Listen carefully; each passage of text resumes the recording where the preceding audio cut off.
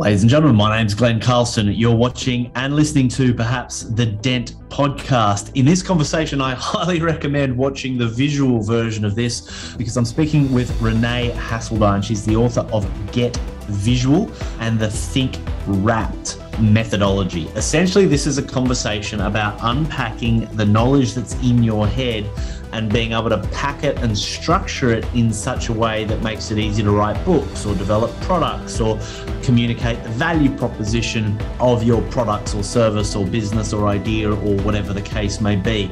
And the wrapped methodology, the 4 steps, is actually really clearly explained and articulated visually.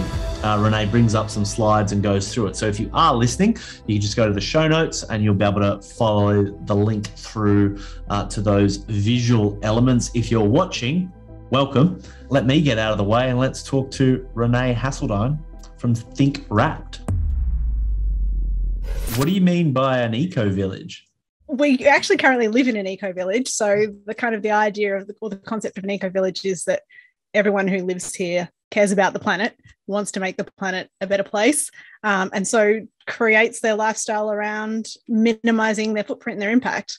So yeah, it's something that I'm really passionate about, and having lived in one for how long? I think it's almost 10 years now. This one here, it hasn't quite lived up to its potential. It kind of, the developer that created it sort of, I think, had great plans, but then the properties were sold through the standard real estate market, and then anyone who wanted to just buy property in this area has kind of moved in. So it sort of hasn't quite got hasn't reached its full potential. So I want to start again. Yeah, I want to do it properly. Learning what I've learned, I'm like, okay, we can do better. Well, it's interesting you say that because I had the conversation with some mates, about 10 of us going in on 1,000 acres and doing the whole bit. And that got literally too complex. So I ended up going in with a buddy on this place. So we've now got 30 acres just out of just in Bonneville in Coffs Harbour. And that's the whole idea. The permaculture, food forest, biodynamic. Mate of mine, Charlie Arnott's coming up tomorrow to help us work out what we've got to do to look after these 4 cows we've got. And we're going to get, 8 or 10 more, and do the whole regen ag meets permaculture meets. I don't know if it's an eco village, but it's certainly about this idea of getting a lot closer and more intimate to where does our food come from, where does our energy come from, where does our waste go to, etc., and doing the best to complete those cycles where possible, as opposed to just outsourcing the problem. Yes. I think it's also, for me, there's that whole, getting closer to nature and being closer to that whole cycle, because I think we do become very detached in our inner city kind of lifestyles. It's easy to kind of detach from where all of that stuff that's happening. And I think the other aspect of it as well is around the social side of things, because I don't think we're designed to live inside our 4 walls. And it makes zero sense. And, now you've got a kid as well, you start to get this, that, you're pretty much constantly making food and cleaning up from food. And it makes no sense for one adult per household to be doing that 3 or more times a day. So I think that, my idea of an eco-village as well is also that it's intentional community, and you share the load and you help each other out. And one adult can look after a bunch of kids so that everyone else can do other stuff. And one adult can cook the dinner for everybody that night. And so there's economies of scale in that. And, it takes a village to raise a child. I think, the eco-village concept is designed around that village lifestyle of, we do better when we're together. Couldn't agree more. And like the irony I've been finding with COVID and the transition of so many businesses to online only, which was certainly our business. We used to run physical events, and now if we ran a physical event, we'd piss off half of our clients because they don't want to, they don't want the commute and the park and the hassle, the parking and the hassle. And then we've got people that are just so spread out all over the place now, Singapore and Hong Kong and Thailand and, all India and, the whole bit. They'd be pissed off. And so it's like, okay, we're definitely digital. And the irony is that opens up the ability to move out of a city into an environment where I can walk out of this studio and I'm literally going to be preparing our kitchen garden, and it's like, that was just not a paradigm that was available pre-COVID. And while I think a lot of atrocious shit has happened as a result of COVID, there's certainly been some unintended positive consequences as well. Yes, I found that too in our business. We'd already gone completely online before COVID, so we were kind of a bit ahead of the curve, but we did find a change in the market's perception around, I think before, online was seen as the cheaper version. And so there was almost like it must be cheaper if we're doing this online. And that's completely disappeared from our audience now. And so we're just finding we can, the high ticket item is the high ticket item. It doesn't matter if it's face-to-face or online. People don't see a difference in value anymore. And that's been kind of a great relief for us, because we knew that the value was still there. We still deliver, but the perception there has changed. So I think it's a massive, massive positive for our business as well. I want to talk to you because it's this great almost, and maybe it's not a juxtaposition between, you've got to be one of the top people in Australia at getting IP out of people's heads, right? And organised and packaged up.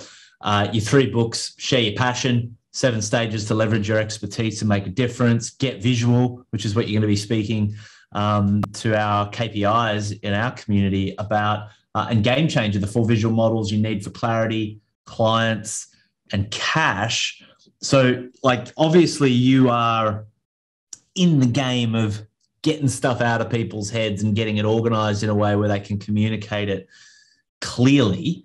Can you just give a bit of your background, a bit of your bona fides in terms of how all that came together? And then I'd love to get into some of it. Yeah, absolutely. So I almost have to hide my head in shame here. I did accounting and finance at Melbourne University. I was going to be an accountant. For sure. No, I've got lots of good friends. I love accountants. I'm so grateful to them because I don't want to do that job. You don't strike Someone has me. to do it, and it's not me.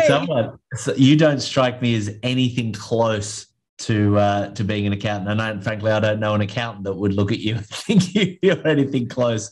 Your energy is on the other end of whatever spectrum accountants are on. Yes. So that was kind of my, what I thought I was going to do when I grew up. And then I ended up, spending a few years in the corporate world. My graduate position was meant to be with Anderson Consulting, and I got a sort of summer job at the time with an IT startup, and I was the only woman in the business and the only non-tech person in the business, and it was a crazy roller coaster ride. And we did a backdoor listing on the stock exchange, and there was this whole big amazing stuff happening.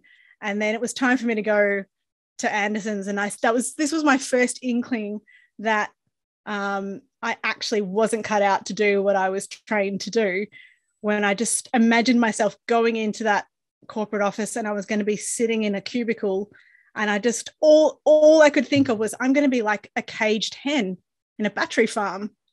That's not and a good I thought. just no, but that's what it was going to feel like to me. And I just I can't do that. I'm going to feel like someone's wrapping me in. So I stuck with the internet startup, where I had a lot more freedom and, had a great time there. And then I, in 2001, started my consulting business because I wanted to go wilder and bigger and travel around the world and do fun stuff while I was working. So I started consulting back then. And from that point, there've been lots of kind of, different reinventions of the business, along the way. The aha moment for me was when I realized all of the things I was doing, my favorite part of all of it was always creating the visual models. And it was always a small piece in the puzzle, but it was one of those moments where I finally realized, because I'd get to the part where I was working on that section with clients, and I'd be going, oh, this is the best bit. You're going to love this. It's like business porn. And I would just be so excited about it. I think it was about 2017-ish when we just narrowed down, cut off every other service in the business and just narrowed in just on the visual models. And that was our game changer. That was our, that's where everything changed. And, you've probably got many stories on this as I do, but our own personal story was really similar in the sense, not similar, but in the sense that we ended up building an entire business around one little tiny insight. We were promoting authors and speakers. This is all through, from sort of 2001 on, essentially we're marketers and promoters. And Dan and I would be up behind the AV desk, in front of a room of a couple of hundred people and a speaker. And at the end of that speaker's talk, maybe 60 minutes, maybe 90 minutes, that speaker would attract more opportunity from the crowd, from the audience, than, we were going to make in a whole year. And that's kind of where this idea started to form in our mind, that it's like, okay, because we always thought, you get a job, but, to do better than that, you start a business, et cetera. And then we sort of realized that there was this other level of influence that most business owners still didn't do. And we went and did absolutely nothing with that for about 4 or 5 years until the GFC wiped us out. And we had to look back and go, well, what IP do we have? And the 80-20 of what we were doing was events and conferences. So we were looking for what we knew about events and conferences. And it turned out that this little bit of IP around, actually, we were really good at positioning influencers. This is before influencers was a word, before Instagram was a thing. Before influencers had to wear bikinis. Yeah, that's right. And like lift their heel up just a little bit to get that. I can see you doing that. You forget Celeste Barber. Glen Carlson's going to do it next, please. Yeah, my Instagram's going to blow up. And it's like life is a fractal. Right? We think, because it's this tiny little thing, little visual models. That happens to be the thing you geek out on, but how could you possibly make that something? And of course, you zoom in, and all of a sudden, it's huge, expands out, and it's like, oh wow, it's the thing. So, what's the value proposition, I guess, around a visual model? Like, why did you care about it so much? At the end of the day, I've created it for selfish reasons. I can't stand chaos. I can't stand when someone explains to me what they do and it's just a word salad and it makes zero sense. And that just annoys me, because it means that the people who have the best ideas are not actually getting the results that they should be. And so, for me, it's about helping people to streamline the way they deliver their services, stand out in a noisy market where we're constantly bombarded with mess and noise and influences all day long, and to scale and grow those complex solutions. Because if your solution is so complex and it's bespoke with every single client, you can't scale that.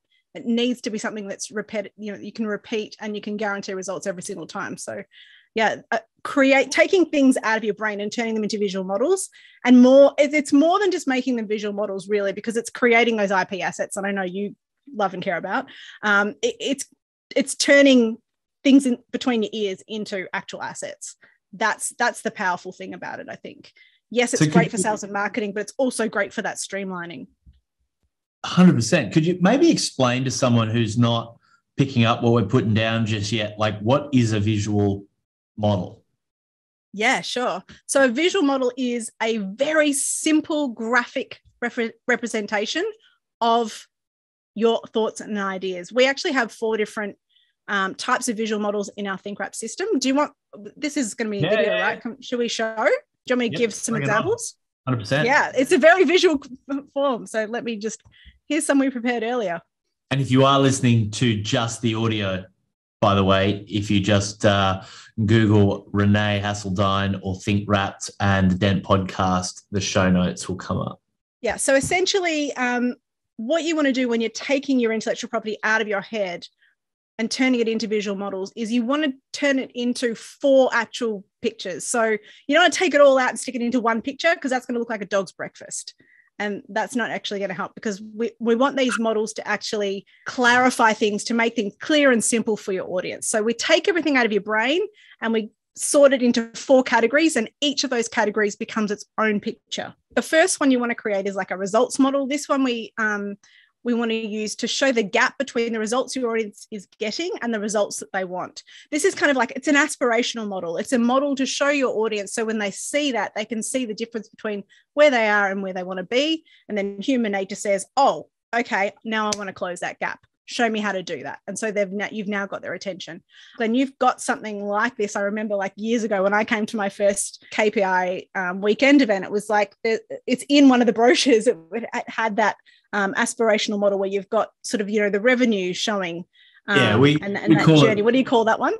We call it the entrepreneur journey. And so it breaks down the 9 different stages, from startup to the struggle zone of business, lifestyle, the desert, performance, corporate, kind of all the way up there. And then there's a few other sections in there as well. But when people put their finger on it and go, oh, I'm here, I'm in startup, or, oh, I'm here, I'm between sort of 100,000 and 500,000 in revenue, but not very profitable. I think I'm in that red horrible sort of zone there. It's like, well, where do you want to be? And they're like, oh, I want to be in that blue zone, that little triangle, which is, profitable and, impactful and all those sorts of things. And it instantly creates an energetic tension between the results they've got and the results they want. So that is a perfect example that hopefully your audience will be familiar with.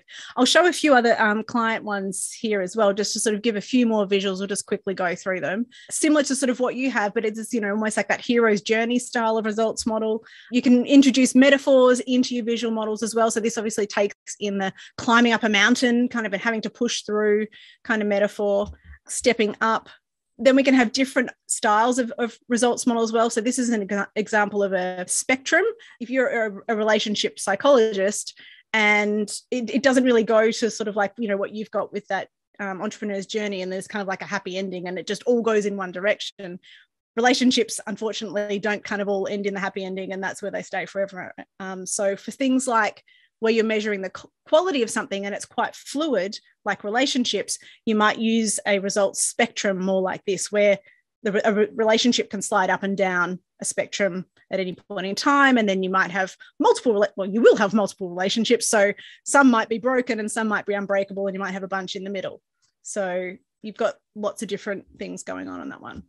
I think there are a few people in the entrepreneur journey that would argue it's a little bit of a spectrum as well. I think they would love it if you couldn't slide back, if it was all ladders and no snakes. Wouldn't that be good? Yes. Yeah, it's true. It's true. But it's funny because we always represent it as going in one direction, don't we? But we know the reality is, all right. So yeah, this is an intellectual property lawyer. So we use a spectrum on that, because you might have some assets that are really well protected and some that are not so well protected. So, and some in the middle. Another style of results model is the matrix. We use this a lot. If you're in a B2B business, if your main audience is other businesses, then a matrix is often the right fit for a business. So we use this quite a lot as well. Just a couple of different styles. We're showing you those. So then the next one is the answers model. This is where you get to do your kind of diagnosis, because in the results model, we want to be kind of reflecting language that the audience is already using and identifies with. But the answers model is where you start to bring in your own IP, your own thinking around things. This is where you sort of have your own thought leadership coming through. So in here, you want to do the diagnosis of, well, what stops your audience from getting to that happy ending? Why are they not at the peak of that results model already? First, we do diagnosis, obstacles, what are the problems? And then the answers to that are what feeds into your answers model. So the solutions to the problems, the answers is what goes into this one. And these are all the pieces of the puzzle.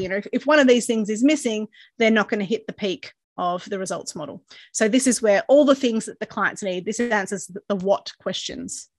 So that's really cool. For anyone listening, you've got a hiker in a backpack, and it's pointing to the backpack and saying, for great marketing, you need to have promotion and visitors and objectives and gear and packages and distribution and sort of all the different key elements that need to go in the backpack. So it's a visual way of helping people go, oh, okay, that's the stuff that I need. Oh, I don't have distribution or packages or promotions or whatever it is, I now understand what I'm going to get.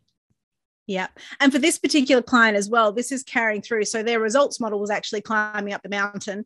And it's because they specifically market for the tourism industry. So, you know, it really made sense. And also their brand is very outdoorsy. They love hiking. And so they will bring their own passion into the whole branding as well. So, you know, you're climbing up the mountain is the results model. And then right before you climb up the mountain, what have you got in your backpack? You've got to make sure you've got all these things. If you leave anything behind, you might not make it to the top.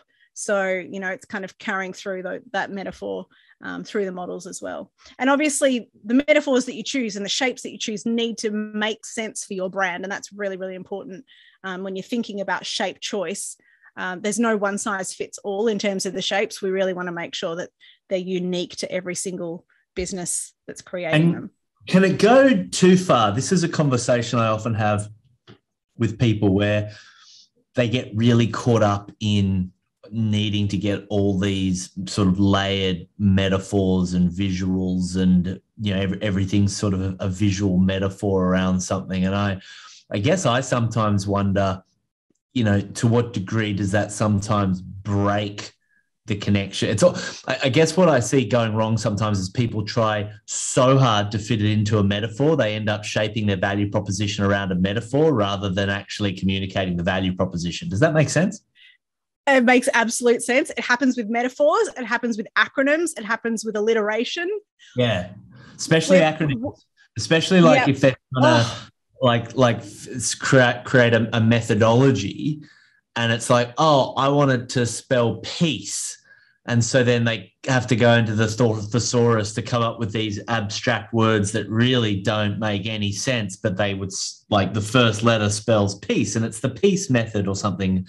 And it doesn't make any sense. And it's like, do you find that people get captivated by wanting it all to look? Yes, pretty? It's one of the biggest mistakes I see people make. It's got to come back to the number one core principle with visual models. The purpose of this thing is to make things clear and simple. If you need to explain what that P word is for peace, if you need to explain that first word because actually on face value, your audience doesn't know what it means, you haven't made things simpler, you've made things harder.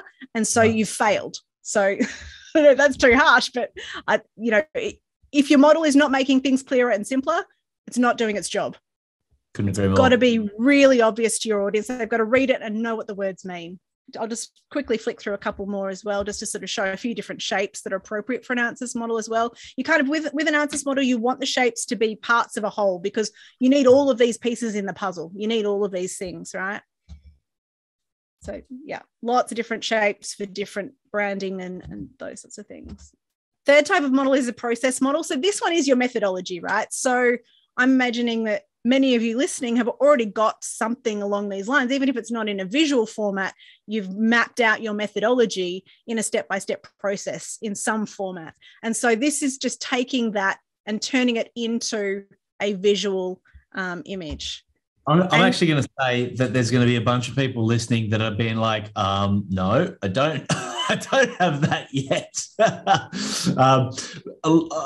Definitely everyone that's doing KPI, and I'm sure anyone that's watching that knows your stuff or has gone through your stuff would, but you might actually want to back up for a sec. What do you mean by this step? And to someone that's been an architect or an engineer or a software developer or a therapist or a coach or a consultant, and they just kind of show up and do what they do, but they don't sit there like looking at this one you've got on the screen, like purpose and people and collaboration and strategy and value and results. Like there are these sort of stages. How would you kind of frame what that is, why it's important? So this process model is designed to show your audience when they start to work with you, you have a proven system to get them from A to Z. They come to you with their problem at A, they want this outcome Z, and you know that if they're going to do this, that's going to get you the results that you want, that we get from that first model, that results model, that happy ending. To get to that happy ending, this is how we do it. step by step by step. In this model, we really want, it's great to use numbers to number it and show that there's a chronological order and there's a reason for the order. We're going to use verbs. So you'll notice define, purpose, discover, people, develop, collaboration. We're using verbs because we are showing the audience this is about action. This is about getting stuff done. This is about what we are doing at each step. And we want that to be really clear. And this is one of the places, people really do, as you said earlier, with the metaphors, people will really try and screw this around and get the acronyms or the alliteration, particularly in this model. I don't know why, but they do. And then you end up with, P words where P words don't belong. And it just doesn't make any sense at all. So you're better off going for labels that really specifically explain what you're going to do with the client at this point. Because to me, this model is all about certainty for the buyer, because when they see this, they know that you are going to get them from where they are to where they want to be in the fastest possible way. And so shape choice on this also is you want it to be linear, because if you kind of show it going around or it goes around in a cycle, psychologically, the audience is going to see that and think, why are you going to take me round and round in circles in my pain? I want to get from where I am to where I want to be in the shortest possible distance. Shortest possible distance is a straight line.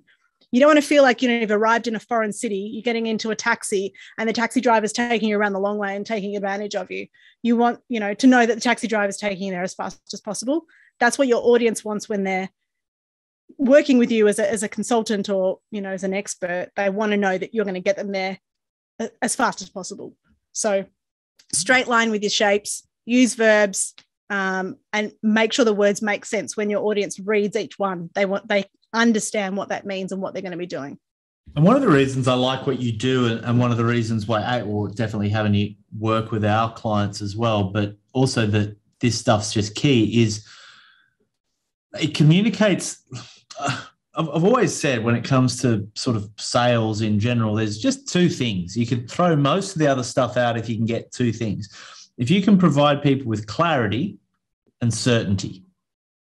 Right? If you can get people clear on the value, right? Because people can only pay for value they can recognize. If you get people clear on it, and then if you can give people certainty in terms of like, this is just how it works, and you're not sort of making it up, as opposed to like, to extend your metaphor, the taxi driver being like, oh, yeah, I think we might be able to go that way. I'm not quite sure on the weekend. Well, I suppose you can sit there going, shit, I got to get to this meeting. Doesn't inspire certainty, as opposed to the taxi driver or probably the Uber driver that's like, mate, you don't want to go that way this time of day. If we go left, then right, then over that bridge, and then duck around the back door there, or I'll pull you out the back door of the building you're going to. You'll get there about 15 minutes quicker. You're happy for me to go that way? It's like, just the relief of that clarity and certainty is huge. And I think, clearly you've built a whole business around helping people build that clarity and certainty out of their own. I like your framing, the word salad. I have other phrases for that, but we'll keep it clean today. And I think also, it is about that clarity and that certainty you talk about. And as you were saying that, and I was just feeling like, yes, and that builds trust. It makes me, when I'm buying from someone, I want to, if I haven't worked with them before, I want to feel, it's that clearly no like and trust factor. And for me, if I see something and I can see that they know what they're doing, then I trust that they know what they're doing. A couple more examples of process model shapes. All right. So the fourth and the final model is the target model. And this is all about what are the benefits? What are the KPIs, not your KPI, the key performance indicators? What are the key performance indicators that you are targeting with this model? So this basically is your value proposition in a picture. If we come back to Sally Stabler's Get Out There marketing, she's had the mountain and the backpack, and she had stepping stones for a process model. Now we've got the flag on the top of the mountain, which is, you follow a step-by-step process, you're going to have more visitors, time and energy, and hit your revenue targets. Boom, boom, boom. So in the target model, really, this is less is more. We kind of want to be looking at more like 3 key benefits for this. because otherwise it can kind of feel like you're going on a little bit and it's a bit of an infomercial, and then you're just kind of thinking. This was actually one of the refinements we made a couple of years in. We used to have target models with more benefits in it. But we found that because we also teach, there's a script that you can actually weave from one model to the next, and you can just tell all 4 models, and it tells a beautiful story, and they just one segues into the next.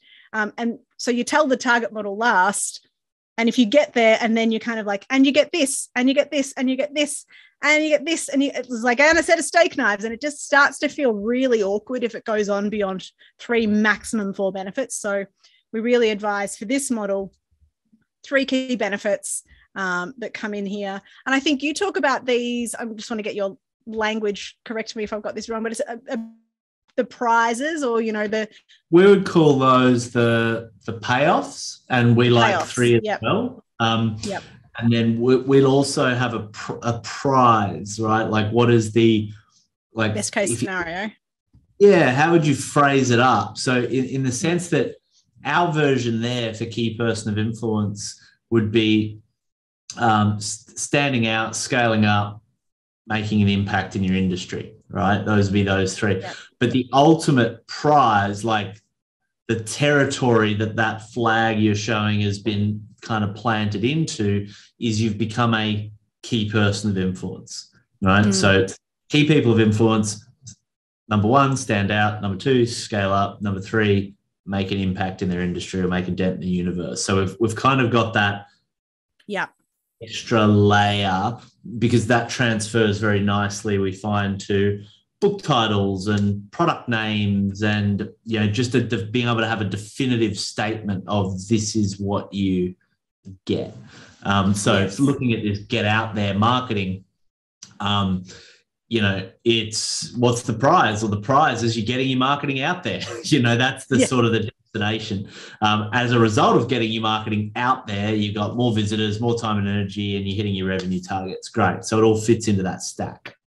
Yes. Yeah, it does. And so also just tying in as well, your prize that you talk about, that would be your best case scenario in your results model. So you want that to be the peak of your mountain. Right. Back in your results model would be your prize, because that's our destination. That's where we're heading to. So we'd want that to come in there. And then different styles of these target models. Sometimes we also have the prize in the middle. So for example, here we've got Utopia in the middle there. So sometimes we will actually reflect. So all the payoffs in your target model, and then you can also have the prize in the middle too, if you want to have that. So that's all tied into one nice, neat package. That's and then great. The idea, thank you. Yeah, please. So I love a good model, right? So, and I like it when it all sort of fits together in such a clean way, because it can be so, and there are people out there, and I've seen them, where they have their visual models and it circles over circles over circles, and there's like 16 different boxes in this kind of mandala type, thing. And I'm just like, oh man, I'm out. Too many. It's too much. The brain can't handle that many pieces of information at a time. Maximum 7 in any model. As soon as you put more in there, you've broken that first principle of simple is best. Like, just stop. Yeah.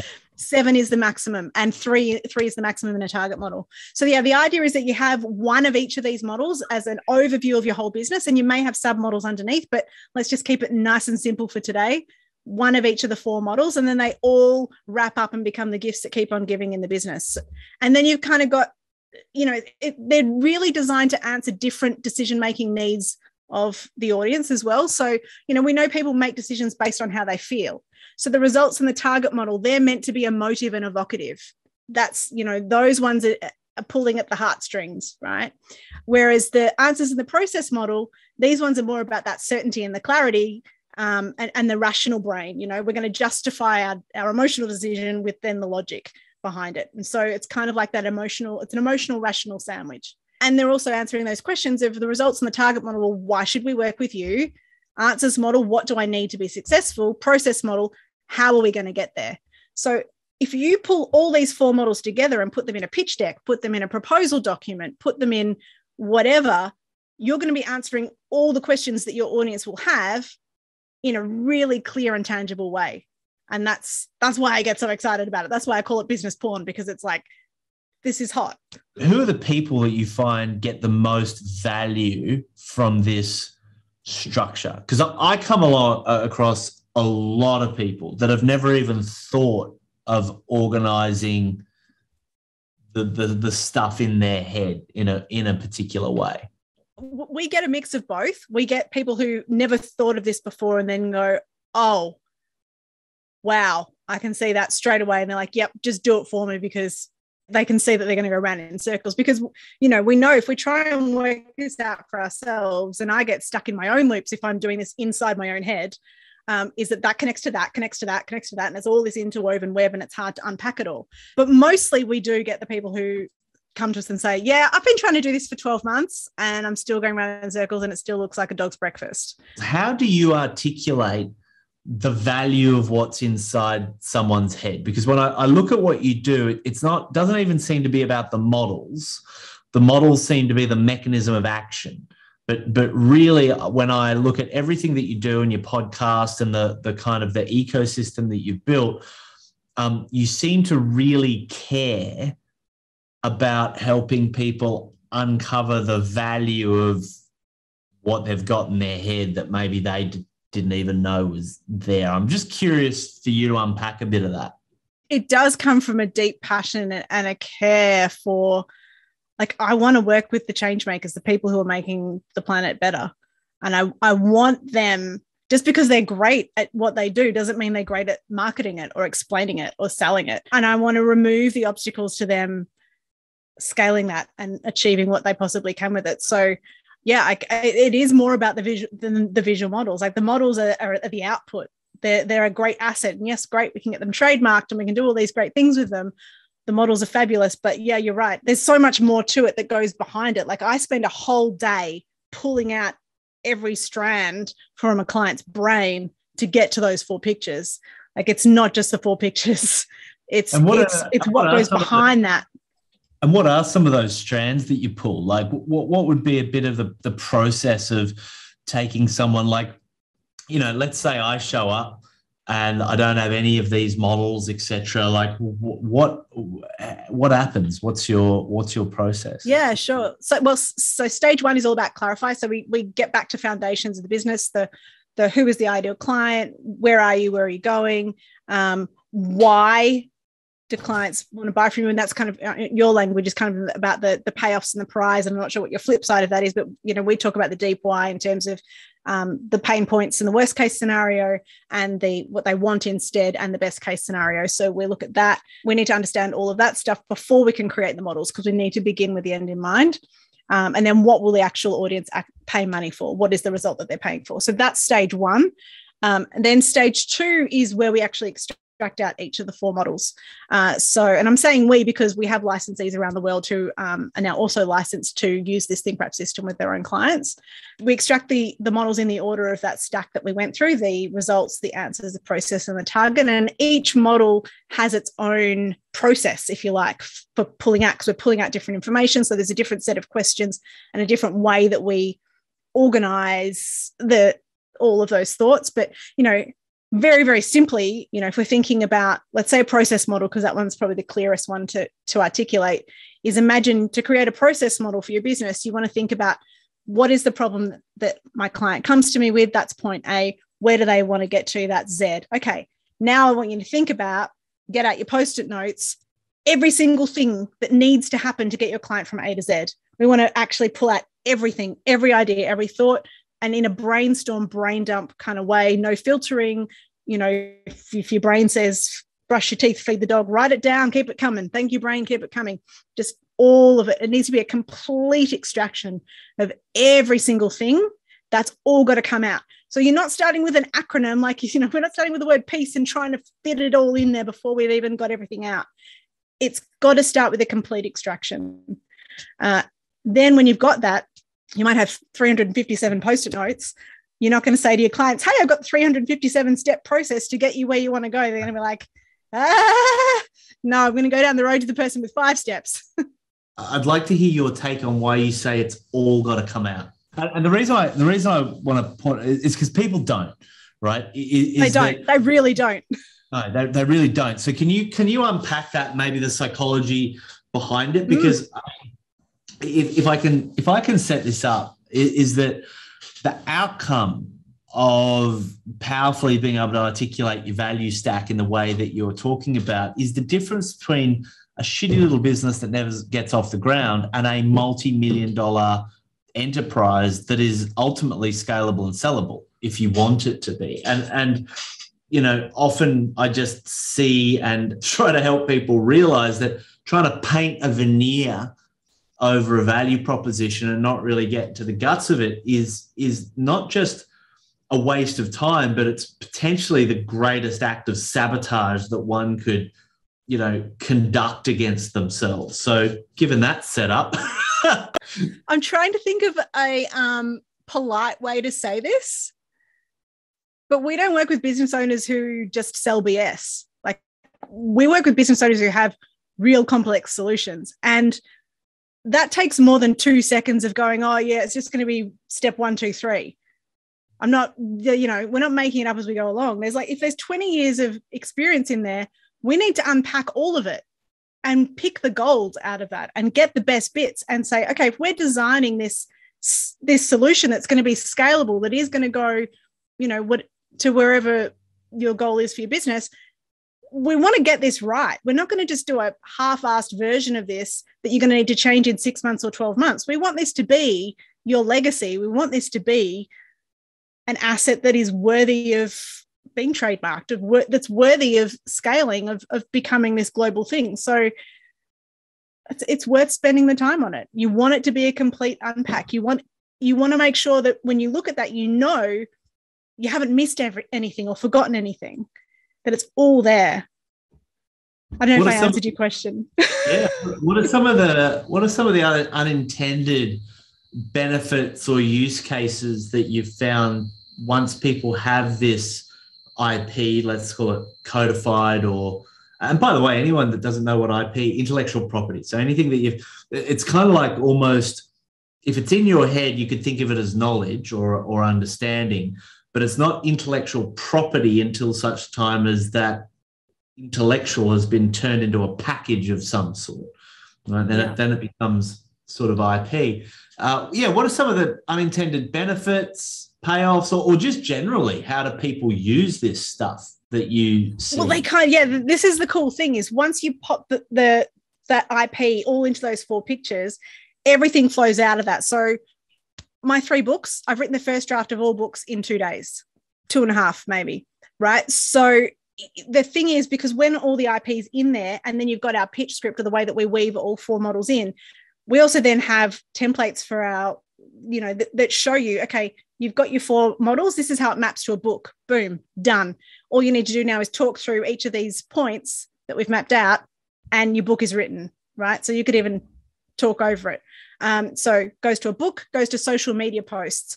Each of those models can become around 25 pieces of content, right? If you've got a 6-step process model, for example, that'll become 25 weeks of content. Multiply that by your 4 models, but target model's 3. So say you've got between 50 and 100 weeks of social media content is mapped out within about an hour.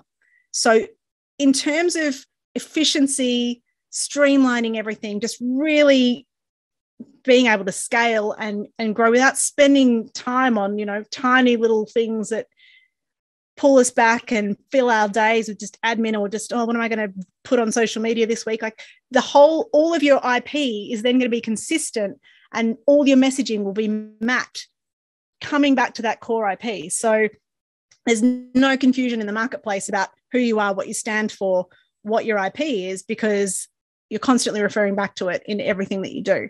So books, social media, every single package in your service delivery based on those models, based on that process model. And so, you know, you don't carve off separate bits of it. You know, we've got, I think about one of our clients, Stellar Partnerships, for example, they work with charities in the charity space, and they help them to find corporate partnerships. They now have a 7-step process, but before they worked with us, what they were doing was they'd say like they'd have a $30,000 plus package to go on site with the charity, help them set up that corporate partnership and do the whole, you know, done for you on site package.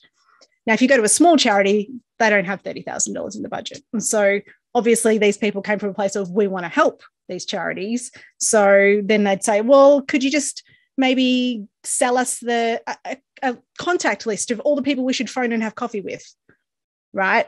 And so, we've got $500. Could we do that? And I'm sure that, for many listeners as well, we've had those experiences of the clients who can't afford us getting us to sell off one tiny piece of the puzzle because that's all they can afford. And we know that if they have that one piece, it doesn't give them the full picture. It doesn't give them the solution. So actually there's no one wins in that scenario. But we sometimes kind of feel like we have to give them something. And so that's how we end up packaging it. Whereas once you've got this process model mapped out, you can say, okay, it's a 7-step process.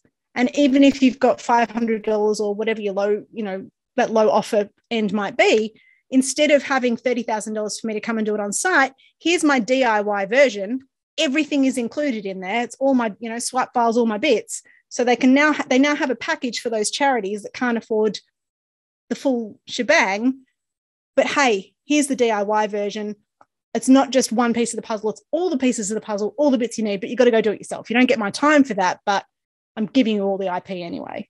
So you can now, have the whole product funnel basically flows from that process model. You're able to then package up prices at different price points, just varying how much support or time they get. That's where the price changes, but the actual process is the same at every level, if that makes sense.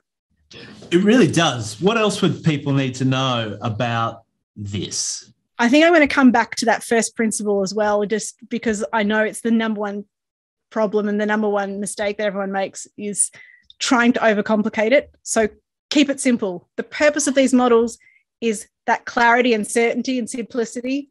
If you need to explain it, you haven't got it right yet. And how far can people get with the book? Like, what should a next step be if someone's been sort of watching this and like, oh, yeah, get it. What now? Well, I've got a free offer for your audience if you like. I love a good free offer. Bring it on. Bring it on. So here's what we prepared earlier. If you want to get a copy of Get Visual, go to thinkwrapped.com/dent and use the coupon code MakeADent and you will get a free copy of the book. Just pay for postage. Wonderful. And when people get the book, what is your Think Wrapped value proposition stack for the book? Could you give people a bit of a summary of how it all comes together? This book has every single thing that I do and work with my clients in it. I haven't held back anything. So how some people will say just tell them the why and the what, but don't tell them the how. That I don't do that way. This is actually the exact way I work with my clients in this book. So you will be able to create your own models with this book.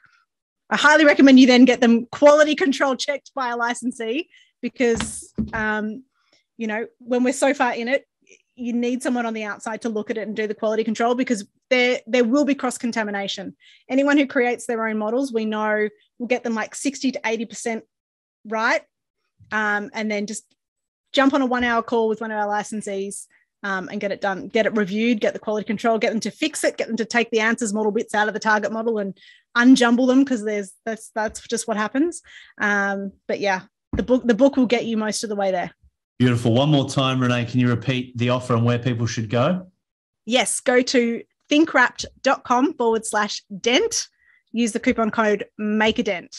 Ladies and gentlemen, Renée Hasseldine, really looking forward to you coming and talking to our clients on this as well, helping them unpack their IP. If you had to leave people with one message, one thing to really think about that rings their bell, if you like, what would you say? Visual is sexy. Get on it. Ooh. And I would have to say that beats mine. Mine is just go make a dent in the universe.